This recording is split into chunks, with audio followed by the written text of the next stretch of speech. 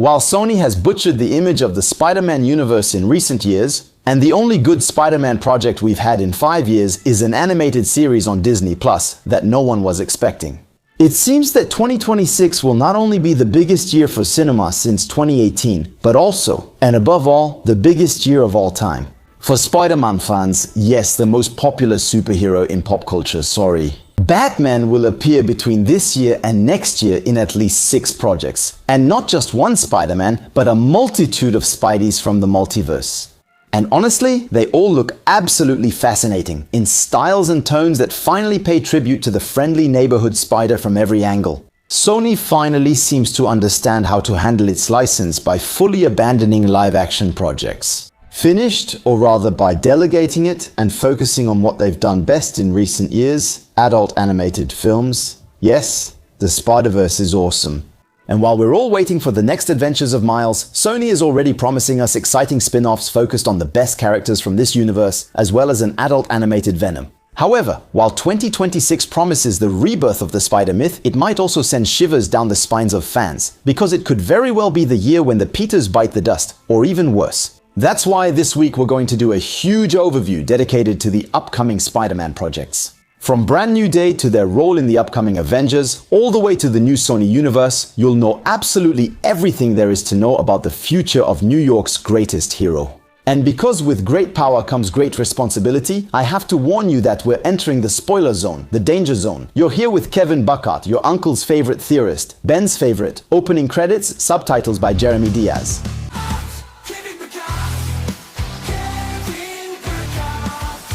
Sony's gamble? Alright, let's start this video with the tough topics. Yes, that way it's done. You know, I've criticized Sony a lot lately to the point where I even wonder if they'll invite me to the premiere of the next Spider-Man. We'll see. But at the same time, we have to be honest, in recent years, they've just been messing things up. Originally, their approach was in between, interesting, expanding the Spider-Man universe to grow the lore. However, their mistake was that they always thought they could twist the arm of the giant Disney, and that's probably what led to their downfall. When they rebooted Spider-Man in 2015 to add him to the Marvel Cinematic Universe, especially for Civil War by the Russo brothers, obviously at that moment it was the best thing to do, even though Andrew will always be my favorite Spider-Man. However, the deal with Marvel Studios and Disney is clear. They control the narrative for this Peter Parker. So, no, Sony can't do whatever they want with the character outside of the Marvel Cinematic Universe timeline. And the problem is that, at the same time, Sony is launching the Sony Spider-Man universe. As if they didn't get the rules. The studio keeps bluffing with each movie, trying to convince us Spider-Man is part of their universe, but it always fails. Already, with Venom, where many reliable sources say that Tom Holland actually filmed a cameo scene for the movie. He was meant to appear as Peter Parker, out of costume on a school trip to the Life Foundation. That was the first missed opportunity. Marvel Studios asked to remove the scene during editing to avoid any confusion. Then comes Morbius, which in its promotion shows us a graffiti of Andrew Garfield's Spider-Man, but that too was cut during editing. However, Sony still manages to fit it in. A post-credits scene where the Vulture, who appeared in Spider-Man Homecoming, magically appears in prison next to Morbius and drops Spider-Man's name. Has to do with Spider-Man, I think. Oh, but what is he doing here? Which is totally ridiculous. Anyway, the rest isn't any better. Madame Web was supposed to revolve around Baby Peter, who was also removed, and the post-credits scene from Venom 2 immediately sent back home. A series of mistakes that leads to Kraven the Hunter, sacrificed by Sony's announcement to stop the Sony Spider-Man universe without Spider-Man. All these productions were more chaotic than the last, which hurt the studio a lot, but also the franchise itself. However, we have to admit, Sony and Spider-Man, it's not all bad, right? They're the ones who probably created the most interesting story around Spider-Man, with the ongoing trilogy, yes. With Spider-Man, Into the Spider-Verse and Across the Spider-Verse, Sony delivered 2 masterpieces that completely revolutionized the world of animation. Even though, once again, the communication after Across was disastrous. By telling us that the sequel would arrive a year later, when in reality it will come out 4 years later, leaving fans really waiting for the conclusion of Miles and Spider-Gwen's arc. And unfortunately, there is no information leaking about this project, except for the fact that it will be released on June 23, 2027. Well, let's hope so, because it has already been delayed quite a bit. But hey, for a project of this quality, I say, take your time guys, no rush. But what's interesting about Beyond the Spider-Verse is that it will mark the end of Miles' arc in this universe, Sony, which makes this release date very interesting. While Marvel Studios prevented Sony from using their own Spider-Man for years, Sony is now exercising its own right of reservation regarding Miles. Kevin Feige said it himself, Sony forbade Disney from using the character until the release of the third installment only, and that installment comes out 6 months before Avengers: Secret Wars. And I, from the beginning, have strongly believed that Miles will be part of the adventure, simply because he is an important part of the comics alongside Peter. This event causes him to cross into the 616. We even saw Callum McLaughlin, the star of Stranger Things now available, training intensely to do acrobatics. He dreams of playing the character. All this just weeks before filming for Secret Wars begins. We'll discuss that more later. Because the really good news in recent weeks is Sony's announcement to completely abandon live-action production around the Spidey universe. To focus on pure animation, offering spin-offs and original movies. And that's actually a good move, since animation is really popular right now. In 2025, it's Neja 2 and Zootopia 2 that are dominating the global box office. In 2024, it was Inside Out 2, Moana 2 and Despicable Me 4 that held 3 of the top 4 spots alongside Deadpool and Wolverine. And even though it's far from the numbers of Disney sequels, the latest Spider-Verse still brought in $690 million in 2023. That's more than all the movies from the Sony Spider-Man universe except for Venom 1, which was a hit. And in terms of the franchise, apart from Hotel Transylvania, which is running out of steam, The Smurfs and The New Goat, Sony Animation clearly needs this to compete with Disney, Illumination, and a resurgent DreamWorks. Oh yeah, and I forgot about K-pop Demon Hunters, which honestly is absolutely insane. That's why they officially announced 3 movies. The first one will focus on Ghost Spider or Spider-Gwen, whichever you prefer. She is now truly one of the fans' favorite characters, and they dream of seeing her appear in the Marvel Cinematic Universe. Well, let me tell you straight up, there's no chance that's going to happen. Because with the announcement of dropping the live action, Sony would have also opened the doors to Marvel Studios, so they could finally use all of their Spider-Man characters in the Marvel Cinematic Universe as they wish. Just as a reminder, Ryan Coogler wanted to use Kraven in his first Black Panther, but Sony refused. But that would be a thing of the past. But Sony would still keep exclusive control over the entire Spider-Verse, so over the characters from the alternate universes, which is very good. Obviously, I have to say this so that the day after filming this video, Tim Rossman, Chief Executive Officer of Sony Pictures, announces that he plans to reboot the Sony Spider-Man universe. Well, don't worry, it's not happening anytime soon. Well, let's hope so. Spider-Gwen would then have her own movie, probably without Miles, since the project should bring together the female spider totems from the lore. Including notably the return of the animated version of Spider-Woman Jessica Drew and the arrival of Silk, another very exciting project, a Spider-Punk movie. Clearly, the Spider-Punk universe in the animated films is the most visually interesting. Until recently, a story that was very underdeveloped in the comics, but it definitely makes you want to know a lot more about its universe. Norman Osborn is the president of a totalitarian capitalist regime in the United States. He uses the symbiote to strengthen his law enforcement and rule by terror. Hobie Brown, facing him, leads a group of anarchist resistance fighters. He manages to defeat Osborn's army thanks to their weakness, sound. He then uses the power of punk rock to detach the symbiotes and smashes Osborn with his guitar. In short, it's wild, it's punk, and we're going to see more of it. So we can imagine that Sony is trying to create a new shared universe here. The two characters already share a strong bond in the Spider-Verse, which might set up the comic book events involving the Inheritors. Or even, why not, to a readaptation of Null, whom they butchered in Venom 3. Because the third project is a Venom project. Holy fucking shit. Ladies and gentlemen, the return of Venom. Sony knows it, Venom was the only real success of their shaky mini-franchise. Although the second and third movies were lacking story-wise, the trilogy still earned nearly $2 billion for the studio, so he will return in an intriguing gamble. A project aimed at adults, rated R, basically forbidden to anyone under 17 in the United States, and that's very clever. One of the main criticisms of Tom Hardy's Venom is its indecisive, stuck tone. The movie tries to be both supernatural horror and slapstick comedy, but ends up succeeding at neither. And here, Sony decided to hire the directors of the latest Final Destination, Bloodline, fully embracing supernatural horror, and I'm not saying you absolutely have to go for gore to make Venom work. If there's one thing Sony deserves credit for, it's doing a good job with horror. Plus, switching to animation gives them total freedom to introduce a new Spider-Man without Marvel Studios bothering them, because yes, Venom needs Spidey, it's their initial fusion that created him. Anyway, the project is still in its early stages. But personally, I'm ready to give a second chance to a studio that, for the first time in years, finally seems to have a clear and interesting vision. But then, no more other live-action Spider-Man outside the Marvel Cinematic Universe. Well, no, and that's where it gets even more interesting. The surprise is that Spider-Man Noir, a project, has survived Sony's animated shift, and that's maybe the most surprising, but above all, the most interesting. It's about Spider-Man Noir, a series that, once again, features one of the characters from the Spider-Verse universe. Nicolas Cage, a huge comic book fan, lent his voice to the character in the animated film. At the time, it was a surprising choice to pick such a well-known actor for such a quiet character. And be careful, if you don't know the character, the term Spider-Man Noir can be confusing. He's called that because he comes from a universe inspired by the famous detective movies of the 1930s. The film noir genre, named for its popularity in French cinema, refers to typically dark crime thrillers. We follow an investigator, often brooding, sometimes alcoholic, who roams the dark neighborhoods of big cities to solve a murder case. And here, it's the same.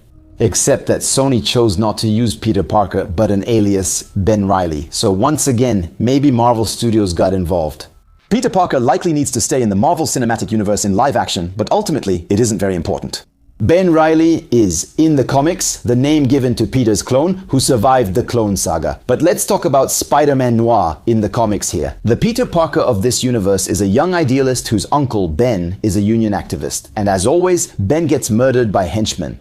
While investigating an antiquities trafficking ring, Peter is bitten by a spider from a mystical idol. Except here, we're in a film noir and this Spider-Man is slightly different. He's a detective, much darker and depressed.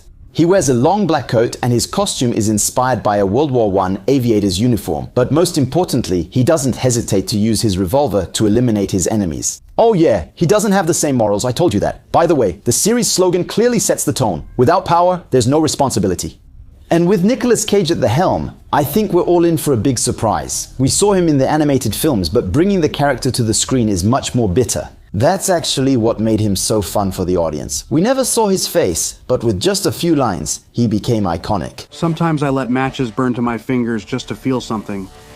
Anything, and Sony clearly decided to go all in. The series will be available in two visual formats. The first, very dark, in black and white, highly contrasted, adopting the film noir aesthetic. The second, more classic, in color. A risky move that has already paid off. The black and white trailer has already reached nearly 24 million views on YouTube, compared to 1.3 million for the color version. In short, in this version, we will find a Ben Reilly, older, a retired detective, disillusioned, forced to dive back into his past life. As the only superhero in his universe, investigating in a grimy New York corrupted by the mafia, this 8-episode series will introduce us to a gallery of villains adapted to this world. We'll have the great mafia boss, Silverman, played by Brandon Gleeson, the return of Flint Marko, also known as Sandman, Norman Osborn as the Green Goblin, but also dark versions of Molten Man, Man-Spider, and surely other lesser-known surprises like the Enforcers. In short, it's the strangest and most interesting proposal made by Marvel since Werewolf by Night, and I really can't wait to discover it. All 8 episodes drop at once on May 27th on Amazon Prime. Before returning to the Marvel Cinematic Universe, we should mention the comeback of an animated series that caused a stir in 2025. Your faithful servant, Spider-Man. Exactly 1 year ago, the first season of Your Friendly Neighborhood Spider-Man was released. An animated series that at first glance seemed totally unimportant, but is actually the best thing that's been done with Spider-Man in years, and I know that a lot of you missed it. It's simple. This 10-episode animated series gave us what Spider-Man should have been in the Marvel Cinematic Universe first of all, through its interconnectedness with other characters. Marvel characters who aren't just there for cool cameos, but are actually real crossovers that are useful to the story, exactly what we dream of in the Marvel Cinematic Universe. We find, among others, Daredevil, Amadeus Cho, Iron Man, Doctor Strange, and plenty of other references. But above all, Peter is probably the most faithful Spidey to the comics that we've had in a long time. Endearing, fun, and most importantly, authentic. Even the adaptations made to certain characters are interesting. Yes, the Osborns are no longer white. Yes, Professor Connors changes gender. But at no point does it get in the way of anything. On the contrary, Coleman Domingo is just amazing as Norman Osborn. In short, this series was the ideal lead-in to Spider-Man Brand New Day. It was already introducing adaptations of Tombstone, one of the major antagonists of the next Spider-Man trilogy, but also Mac Gargan, aka the Scorpion. Season 2 will pick up directly after Season 1, continuing to explore the relationship between Peter and Norman, and introduce new characters like Gwen Stacy, whom we love with all our hearts here, as well as Venom. In short, if you haven't seen Season 1, it's endlessly bingeable, well-written, surprising, and Season 2 is coming this fall. I had to tell you about it. Now let's get down to business. Spider-Man vs. Hulk. As I'm writing this video, we still haven't seen a single image from Spider-Man Brand New Day. With under 5 months until release, we still know little about the movie's stakes or appearance. Well, almost nothing, at least officially, because in the last few days, several images have leaked, as well as an apparently official synopsis taken from the upcoming book about the movie called Art of the Movie, enough to get all the insiders excited again. Alright, the idea here isn't to make yet another complete theory about the movie, but simply to go over the most important elements. So that everyone is up to date, let's start with the synopsis. 4 years have passed since we last heard from our friendly neighborhood hero. Peter Parker is gone, but Spider-Man is at the top of his game. To keep New York safe, everything is going well for our anonymous hero, until a series of unusual crimes draws him into a web of mystery bigger than anything he has faced so far. To face what's ahead, Spider-Man must not only be at the peak of his physical and mental abilities, but he must also be ready to confront the consequences of his past. Well, a lot is being said here, but let's start at the beginning. 4 years have passed. That places the events of Spider-Man 4 in 2028. So this would be the most recent project chronologically up until Avengers Doomsday, which, if we believe the Thunderbolts post-credit scene, would take place in early 2029 in the Marvel Cinematic Universe. But that also means that the college years, which are so dear to Spidey fans, would simply be skipped. We would go straight to a Peter in his 20s, a clear way to move the character forward, especially if this trilogy is already preparing his transition. Peter is now a ghost. Since Doctor Strange's spell, he lives almost exclusively under the identity of Spider-Man and seems extremely popular as a hero, in a New York that, let's remember, elected Wilson Fisk. However, as the synopsis says, a series of unusual crimes draws him into a web of mystery bigger than anything he has faced so far. And that's where it gets interesting, because when you think about it, Peter has already faced wizards, aliens, Avengers, and villains from the multiverse. In short, he's seen it all before. But, according to the latest information, the main villain for the coming years should be Tombstone, played by Marvin Jones. 3. The same actor who, by the way, voiced the character in Into the Spider-Verse with Wilson Fisk. Focused on politics, Tombstone would have become the new godfather of the New York underworld, but a different godfather, an enhanced godfather. And that's where the new stakes appear. Sure, Peter has already faced the Vulture or Shocker, both of whom were boosted with alien technology, but Tombstone seems to be equipping many criminals with new technology. That's where the leaked visuals come into play. We see Boomerang and Tarantula there, clearly second-rate villains, but with interesting costumes. We also catch a glimpse of Scorpion's new armor and the Savage Hulk. In an early so-called trailer leak, some elements suggested that Peter might evolve into Man-Spider. And it could very well be that Tarantula and Scorpion are actually behind this. Scorpion's venom is a toxin that, just like in the games and the Disney Plus animated series, causes hallucinations in Peter.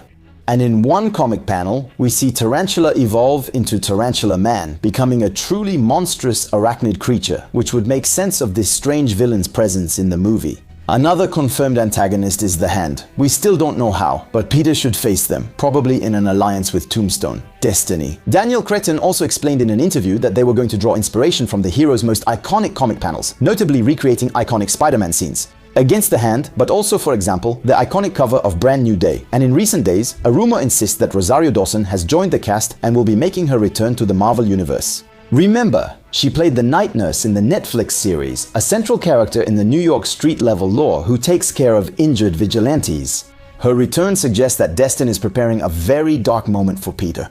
A possible adaptation of the Civil War panel, where the Punisher brings a near-dead Peter to Captain's headquarters to be treated. Personally, it's one of my favorite moments from the comics. The one where the Punisher agrees to be hit by Captain without fighting back, because he's his role model. So, we're coming back to the title of this video. Yes, Peter might die in this movie, but in comic-inspired films, no one really dies, especially not Spider-Man. It's the perfect chance to introduce the symbiote into the Marvel Cinematic Universe. I've told you this for a while. I think this moment could allow Peter to show up in Secret Wars with the iconic suit from the 1984 run. The one that will lead to the creation of Venom. Peter is psychologically in the perfect state to bond with the symbiote. He's alone, helpless, and consumed by guilt. The synopsis says he will have to face his past. And we know that Zendaya and Jacob Batalon will appear in the movie, probably in cameos.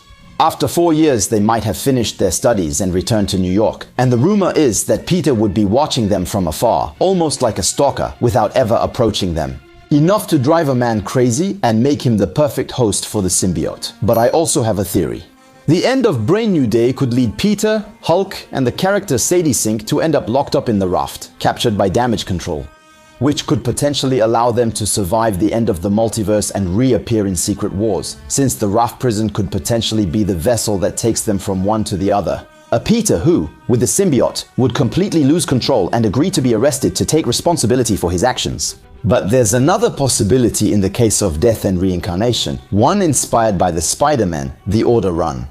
In this story, Peter gradually loses his spider sense and ends up fatally wounded. He dies in the hospital in Mary Jane's arms, is taken to the morgue, and the next day, only his shed skin remains. Yeah, it's disgusting.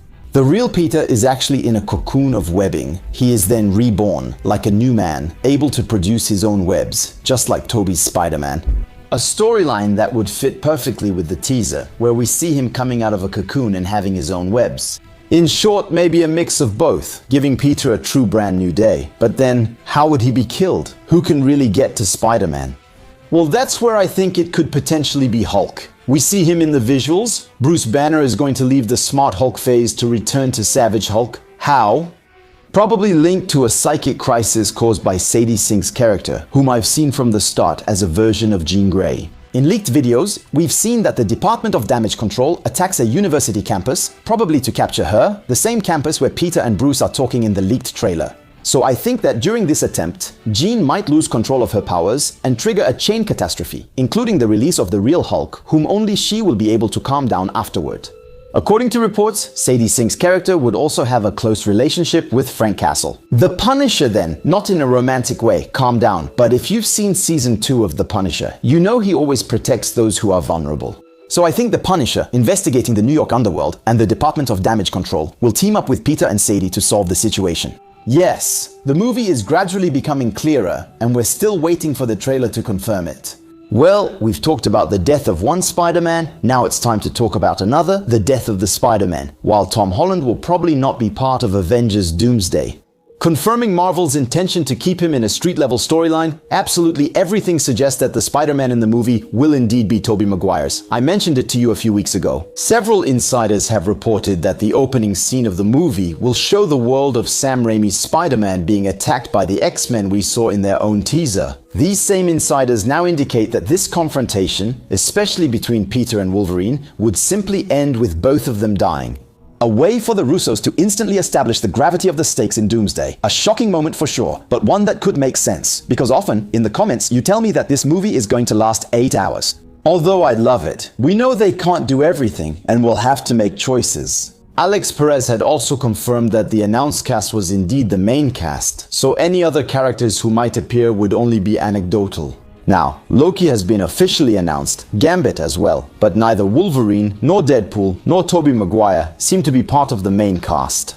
They could therefore appear at the beginning of the movie without being seen again afterward to be kept. With Secret Wars in mind, leaving the Avengers, the X-Men and the Fantastic Four with the responsibility of protecting Loki at the end of time. But if everyone dies, why see them reappear in Secret Wars? Because that's the whole concept. Once he acquires divine powers, Doom will be able to recreate a world made up of fragments of the multiverse. A multiverse that, I remind you, will be completely destroyed at the end of Doomsday.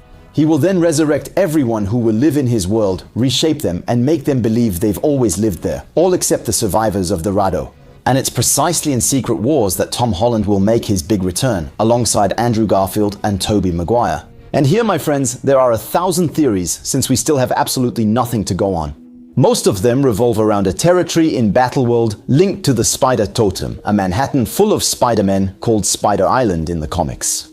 Here, we could imagine Tom coming to face his mentors then, serving Doom, before rallying them to his cause. Then, together, they could look for other live-action spiders. At that point, why not have an appearance from Silk, Spider-Man Noir, Spider-Gwen, and anyone else you want to include? Well, if Sony gives the green light. But above all, imagine the first appearance of Miles Morales. Yes, like I was saying, Sony's ban on using the character ends with the release of the third installment of the trilogy, Spider-Verse. Do you really think Sony would say no to the idea of including the future of Spider-Man in potentially the biggest movie of all time? Never! So this could be the big debut of Miles, with Peter taking him under his wing. That's why Peter needs to no longer be a teenager, but an established hero. It would be the perfect chance to introduce the symbiote if Brand New Day hasn't already. Secret Wars is the ideal time to bring it in and move it into the new 616. Once again, it's in the 1984 Secret Wars that the black suit makes its first appearance. Finally, one last completely crazy rumor mentions the possibility that Sony could include all the Sony's Spider-Man universe characters in this territory as cameos. Madame Web, Venom, Morbius.